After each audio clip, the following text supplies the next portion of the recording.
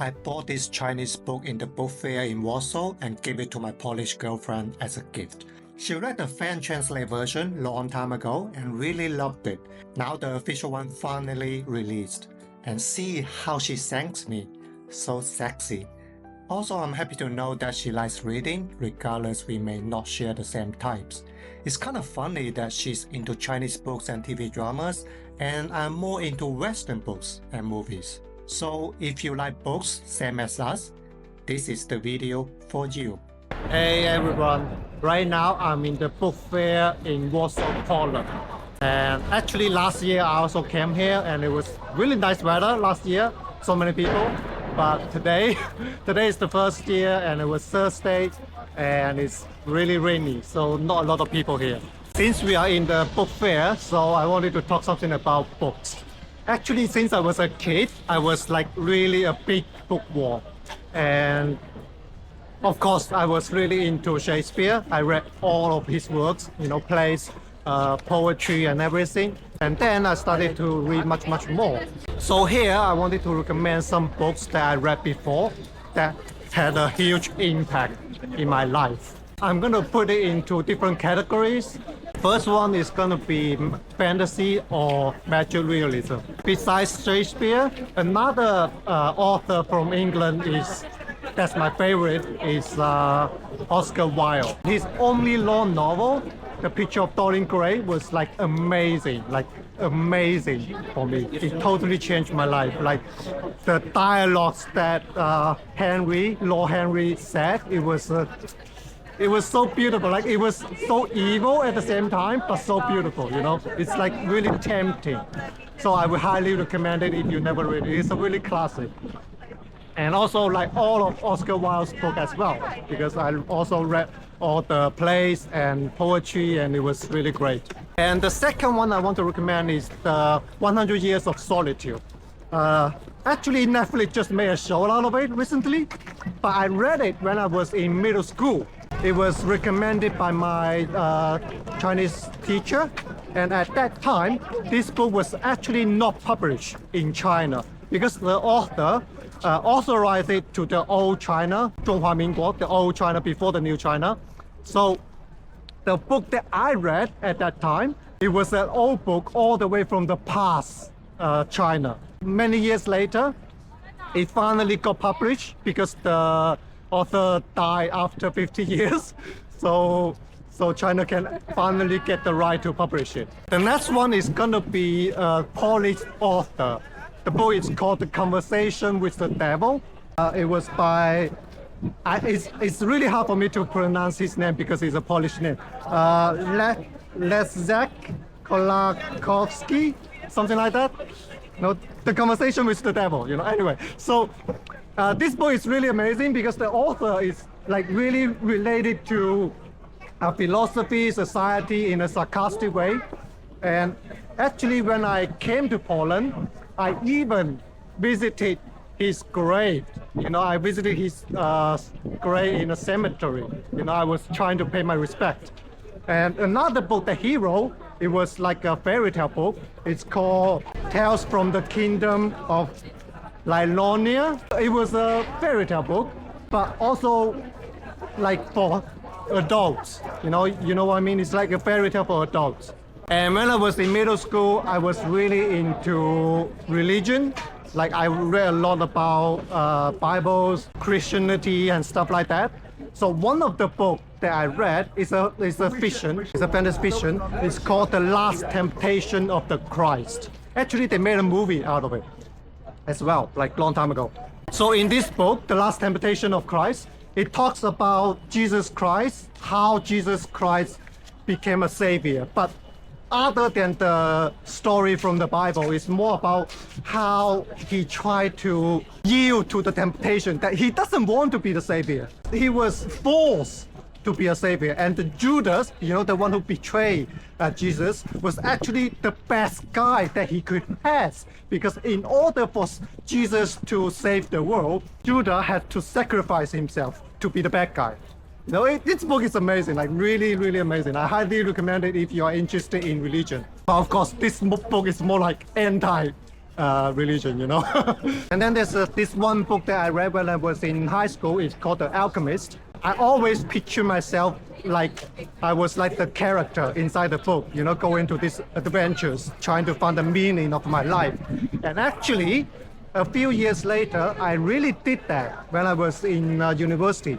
I ran out a few days from the university. I didn't take anything with me.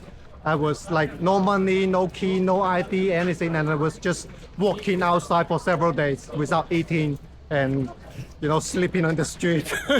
It was some interesting experience. I did all that because of a girl, a Russian girl, actually. About this story, I would tell it in my member-only videos later. With this author from The Alchemist, he also wrote When Norika Decided to Die. That book is also pretty great. It's more like about psychology, depression, this kind of stuff, you know. So next, here we will come to the science fiction section.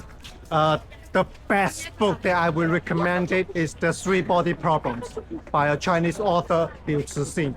Actually, this book was also highly recommended by United States President Obama. I didn't know about this book in the beginning. It was recommended by my Ukrainian girlfriend back in the old days, back in 2016. I wasn't really care much about it in the beginning because I didn't really read a lot of Chinese authors. Most of the books that I read was from the West, you know, Western classics. And also I was more into classics rather than, you know, new books. So I didn't read it at that time. And many years later, I think it was 2020 or something like that, I started to read this book, and once I started to read it, I couldn't stop. Like I just kept reading it.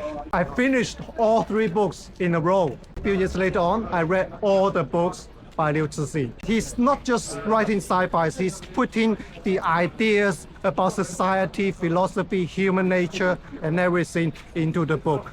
And to be honest, even the book Three Body, the first book, let's say controversial, because it was talking about the Cultural Revolution in China. I was quite surprised that it could be able to publish.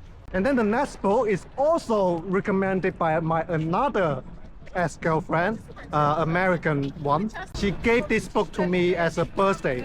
It was 1984.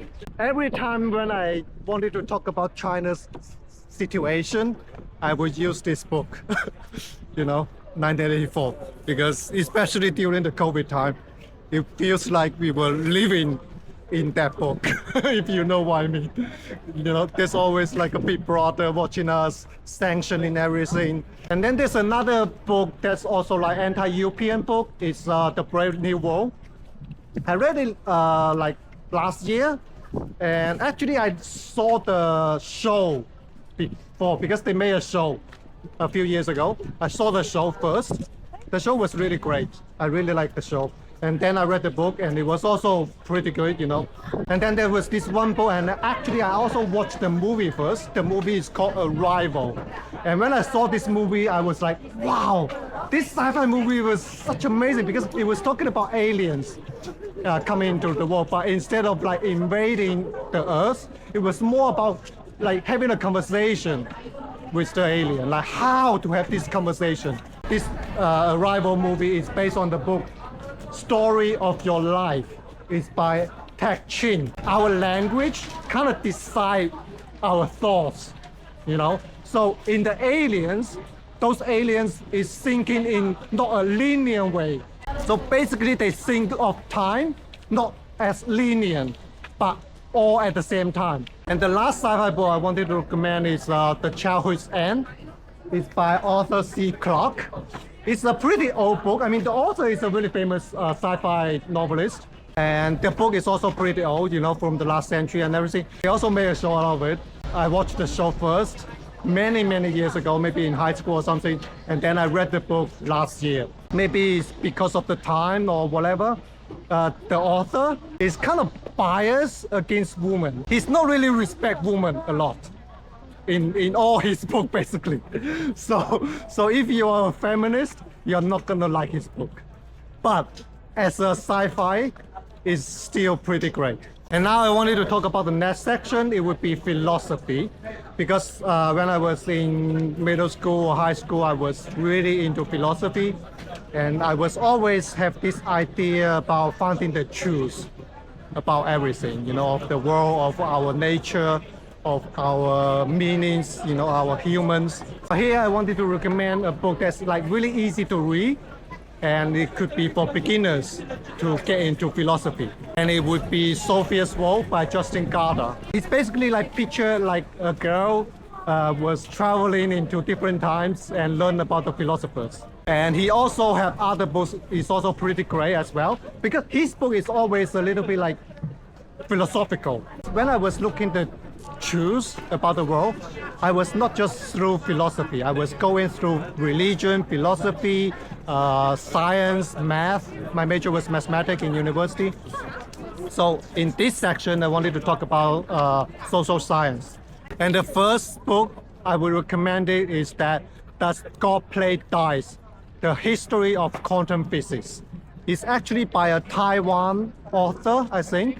It's called Cao Tianyuan. His English name is called Capo. I read this book when I was around 18 in the last year of high school. And this book totally changed my life. In a way, it kind of led me into having a mental breakdown. Because at that time I was having like some physical, I got sick, and I was having some mental breakdown. And I think one of the things is because of this book, and among other things as well. It kind of made me feel like I couldn't feel existence of the world. I couldn't feel the existence of myself as well. It feels like everything was fake around me. This mental situation lasts for more than half a year. During this time, I also found art as well, and that's how I became an artist. Of course, about this whole detailed story, I will also talk about it in my member-only videos. So if you want, you can join my members. And then the next book I will recommend is about history, Homo sapiens, A Brief History of Humankind. It's by an author from Israel. Another book is called A Brief History of Tomorrow. So one book is about the past and another book is about the future. And the last section that I wanted to talk about is some novels, like the realistic novels. I read a lot of books like this, but here I wanted to recommend one or two. The first one is The Moon and Sixpence. I read this book also in, I don't remember, like middle school, high school, I don't remember. It was about this guy trying to chase the dream of art. So that's why I could like kind of relate it, And then the next one, it was Chinese author, Yu Hua. The book is called 活着, to live. It was talking about those old times in China when everyone was just trying to live in a really poor situation. Most of these books, I was actually reading them when I was a student. So after I graduate, I didn't read that much as before.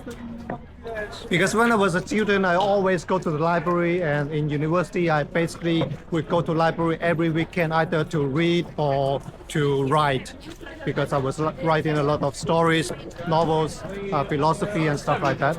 But lately I started to read more again, because right now I'm also writing my book as well about my love stories, my past relationships.